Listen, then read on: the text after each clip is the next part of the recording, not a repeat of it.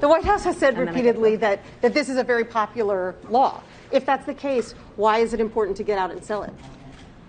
It's not selling it. It's literally letting people know their rights, right? It's kind of like you buy a product, you've already been sold on the product, but you need some directions on the box. Well, there you go. Vice President Harris promoting the $1.9 trillion stimulus bill. Senator Bill Hagerty, Republican, Tennessee, joins us now. Sir, there are a lot of people in Tennessee, millions, who are going to get a check from the government as part of the package relief here. It's very popular. Why did you oppose it? Well, the reason I opposed it, Stuart, is there's so many other things in this bill that have nothing to do with the pandemic and have everything to do with the Democrats' socialist wish list. They're bailing out blue states. I don't think Tennesseans should be paying for the more poor mismanagement of these large cities and states. That's what really is at the heart of this bill. And the reason that they're outselling it, that's sort of like Nancy Pelosi saying you've got to pass the bill before you find out what's in it. People didn't know what's in it. And if people did know, I think they'd be appalled. I think that Vice President Harris ought to be standing in front of a penitentiary because inmates are going to get these checks. They clearly are letting people know across the border that illegal immigrants are going to be entitled to these checks.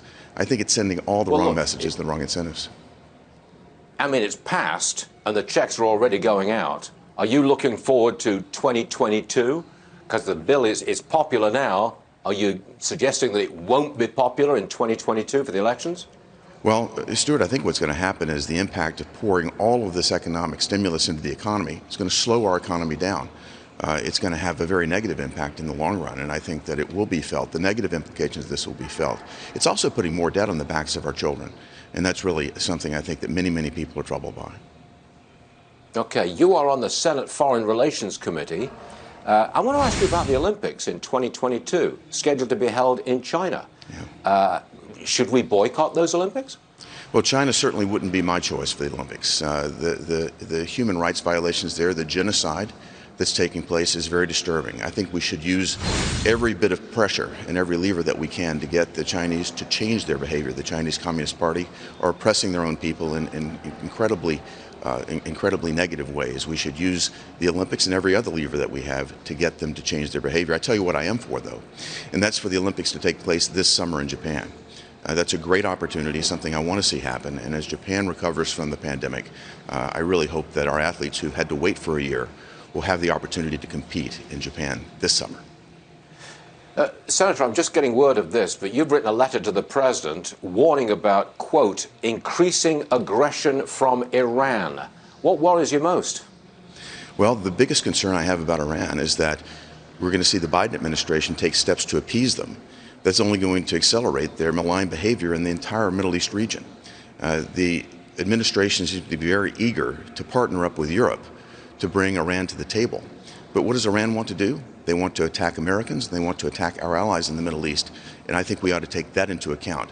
We need to take into account our allies in the Middle East, including Israel, Saudi Arabia, and their concerns before we leap to the side of Europe and do things that they want just because they want to be back in business with Iran.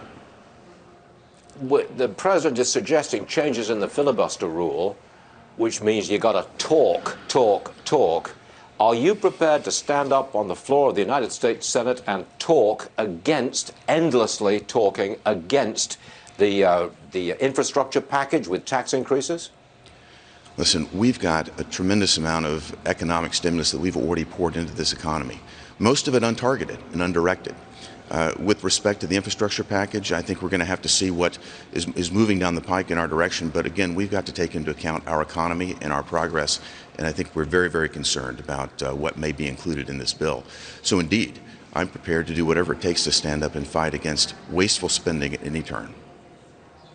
Senator, first time on the program. We really appreciate it. Come back and see us again soon. It's great to be with you. Thank you so much.